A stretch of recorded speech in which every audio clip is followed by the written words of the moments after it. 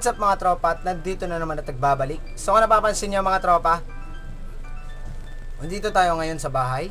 Dahil nga wala tayong padjak, wala tayong trail, wala tayong travel. So yun mga tropa, ano bang agenda natin today? So ang agenda natin today mga tropa, papakita ko sa inyo yung DIY bike roller natin, kung buhay pa ba siya o hindi na. So sa mga nagtatanong dyan kung anong sukat ng PVC, sukat ng bearing, so ano ba yung pinaka nagpapaikot dito, so papakita ko sa inyo. Pero bago yun mga tropa, hit mo muna yung subscribe button at click mo na yung ring bell para updated ka sa mga paparating. So yung mga tropa, ito yung DIY bike roller natin. Kung napapansin nyo, nasa likod ko at nakapatong yung pinaka bike ko. Yan, ito.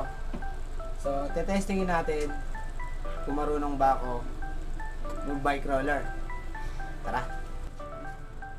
Bago ko pakita sa inyo o bago natin ituro kung ano ba yung sukat ng mga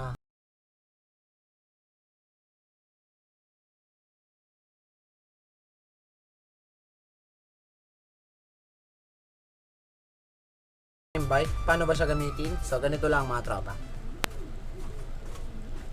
Paano siya gamitin? Sakay ka muna, tapos hawakan mo yung dalawang brake.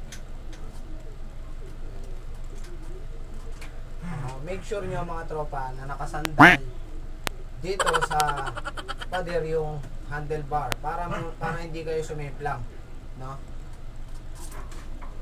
First step,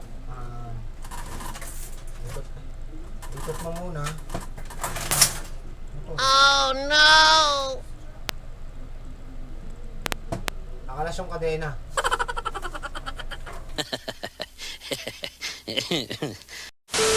So yung mga tropa, ulitin natin, nakalas yung kadena ko.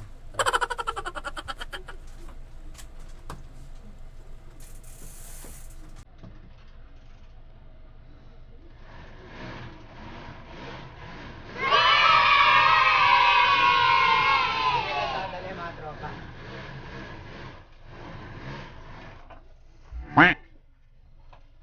Oh no!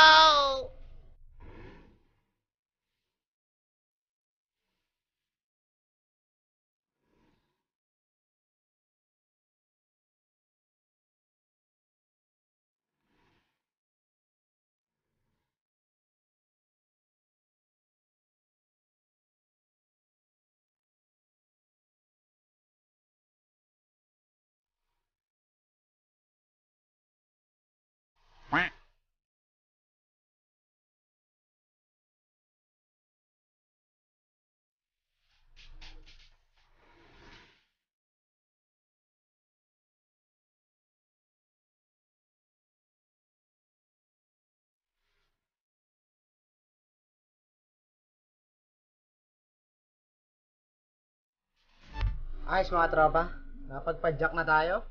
At make sure nyo na sa lugar na pinagpapadyakan nyo o pinagbabike roller nyo is walang hangin, no? Yung wala bang electric fan para pawisan kayo, tas feeling nyo nag-ride kayo.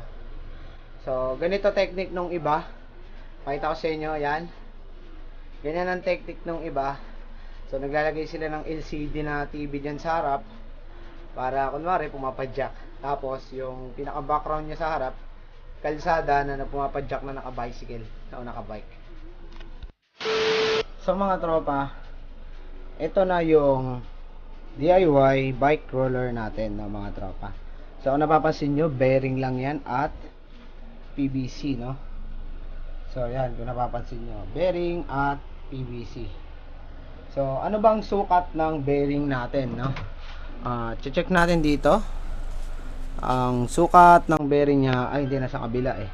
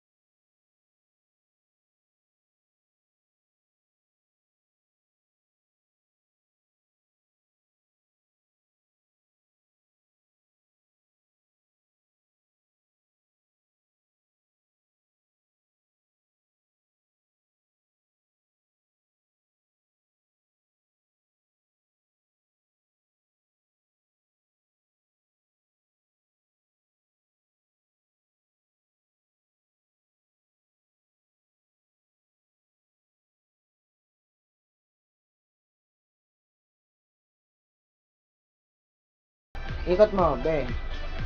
Doon sa kabila. Yan. Make sure mo na sumasabay yung sa likod at sumasabay yung sa harap. Atake mo to PVC. Yan.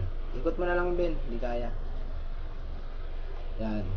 Tapos, silagyan ko na lang siya electrical tape dito para kumapit yung PVC natin kasi nga rubber din siya. So, ganun lang siya katropa, no? Ganun lang siya kadali. Kailangan, umiikot yung sa likod at umiikot yung nasa harap. Yan. Kung makikita nyo. Yan yung DIY bike roller natin. So, nagagamit ko to everyday, umaga man o gabi. Pwede kang pumadyak, no? Lalo na sa kasagsagan ng community quarantine. Pwede na, magagamit natin siya at malaking tulong, no? Malaking tulong to sa mga bike rider na hindi nakakapag-bike, lalo na yung mga naglo-long ride para hindi malusaw yung lakas nyo. Gawa na kayo ng DIY bike roller. Thank you very much. Share nyo sa mga tropang wala pang bike roller para makagawa na agad sila. Solid to mga tropa. So yung mga tropa, hanggang dito na lang at thank you very much sa mga tropang sumusuporta at sumusubaybay sa ating channel. So, yon, kung gusto mong ma-shoutout, comment mo lang dyan sa baba.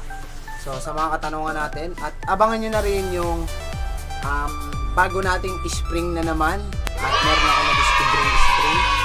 So, solid yun mga tropa, abang-abangan nyo lang at huwag kalimutang i-like and share and then subscribe ka na rin mga tropa para updated ka rin, no? At click mo na rin yung ring bell. So yung mga tropa, hanggang dito na lang at susubukan ko pang mag-bike roller. So, thank you very much. Tunog Mayaman Nation. God first. Master Eddie.